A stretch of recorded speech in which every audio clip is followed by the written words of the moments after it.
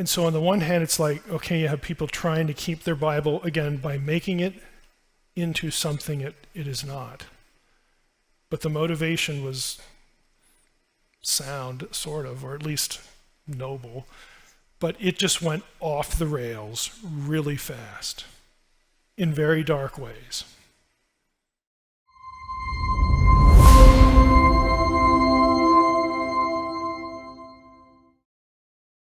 I have this whole lecture that I call Biblical Racism, where this is really painfully apparent. You can make the Bible say just about anything you want. And in the 17th, 18th, 19th century, people who were serious about Scripture, I'll just give you this one illustration.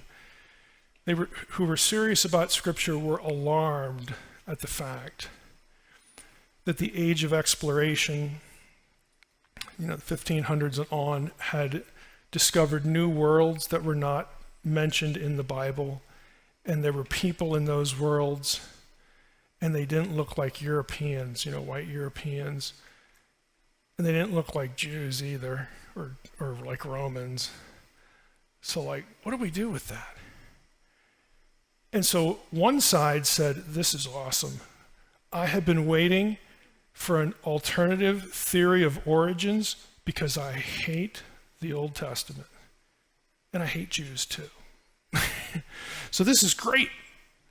And there were people who used this information to beat the Judeo-Christian worldview, the view of origins Genesis, over and over and over again. The other side, it's like, well, we love our Bible. We want to keep it. So our mission now is to find these other races somewhere in the Bible. By golly, we're going to do it. And they did.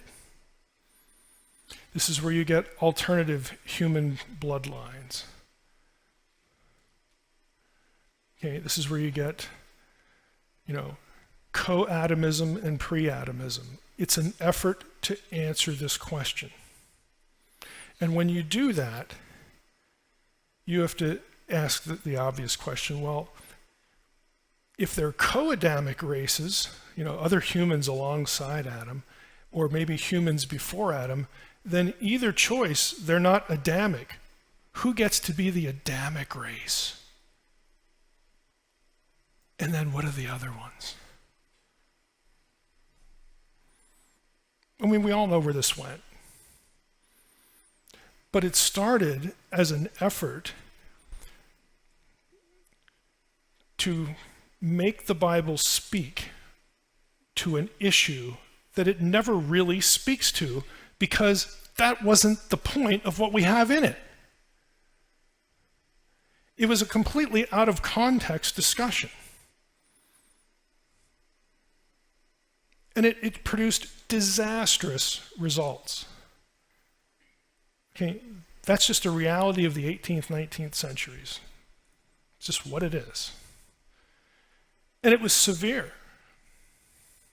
Because at the same time you have, in the 19th century, all this ancient Near Eastern stuff deciphered, and those have creation stories in them too.